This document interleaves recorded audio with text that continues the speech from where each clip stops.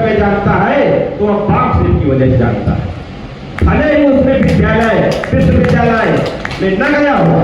लेकिन जो ये चलती फिरती यूनिवर्सिटी है, मान्यवर कांशीराम साहब के द्वारा बनाया हुआ बापसेप है, यह हमारे देश की बहुत ही बड़ी धरोहर है। भले ही आज हमारे इस देश में छोटे छोटे संगठनों में विभिन्न प्रकार के बापसेप बन गए हैं, लेकिन वो जो भी बापसेप बने हुए हैं उनका सभी का मूल कर्तव्य है कि बहुजन महापुरुषों की विचारधारा को अपने देश में, अपने देश के एक एक गांव में पहुंचाने का, और उन नागरिकों को यह बात बताने के लिए जो आज हमको यह देश में आजादी मिली हुई है, ये हमारी आजादी अंग्रेजों से पहले जो आजादी मिलनी चाहिए थी हमको, वह आजादी जो बाबा साहब ने संविधान लागू करके हमको दिलाई है, वो किस मेहनत से मिली है। इस देश में कितने महापुरुष जन्मे, किन लोगों ने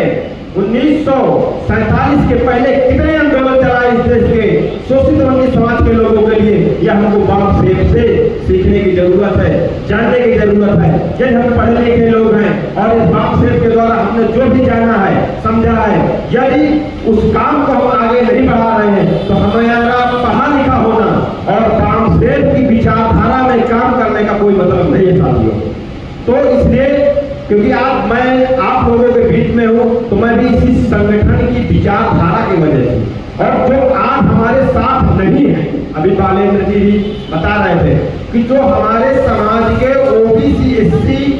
एसटी और अल्पसंख्यक समाज के लोग जो हमारे साथ नहीं है, हमारी विचारधारा में नहीं है, उनकी सबसे बड़ी गलती यह है कि हमारे महापुरुषों की विचारधारा को नहीं जानते हैं। और वो नहीं जानते हैं, क्यों नहीं जानते हैं, यह भी एक चिंता का विषय हो सकता है कि उनको कोई सही व्यक्ति बताया नहीं है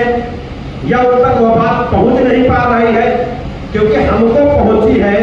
तो हमें अच्छी लगी है, हम काम कर रहे हैं, तो हो सकता है कि जो लोग यहाँ तक नहीं आए हैं उनको भी विचारधारा नहीं मिली है, और अगर कोई विचारधारा पहुंची भी है तो सही तरीके से नहीं पहुंची हुई है। इसलिए अगर क्योंकि जो दूसरा सत्र आज का चल रहा है और यह जो विषय है मूल निवासी बहुजन संगठनों की एकता के बुनियादी सिद्धांत और कार्यक्रम, तो हमारे इस देश में हो या जिले में हो, बहुत सारे सामाजिक संगठन, विभिन्न प्रकार के सामाजिक संगठन चल रहे हैं जिनकी विचारधारा एक है, लेकिन संगठन के नाम के संगठन अलग अलग हैं। तो जहां तक मेरी आज अभी विचार आया, आप लोग क्योंकि सीनियर है, और मेरी आग्रह रहेगा कि हम लोग जैसे कार्यक्रम करते हैं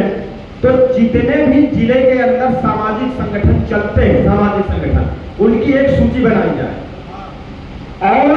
उन सूची बना करके जो उनके नेतृत्व करता है उनसे बैठ करके एक सामूहिक पर चर्चा की जाए कि ये जो हम लोग एक विचारधारा के लोग हैं, अलग अलग संगठन बना करके काम कर रहे हैं, तो यह हम एक होकर के कैसे करें।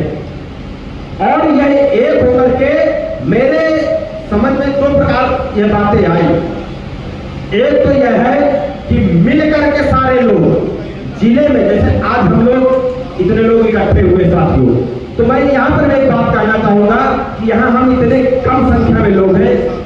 इसके सबसे बड़ा एक काम है कि हम जितने लोग भी हैं, हमने ईमानदारी से और जिम्मेदारी से काम नहीं लिया है।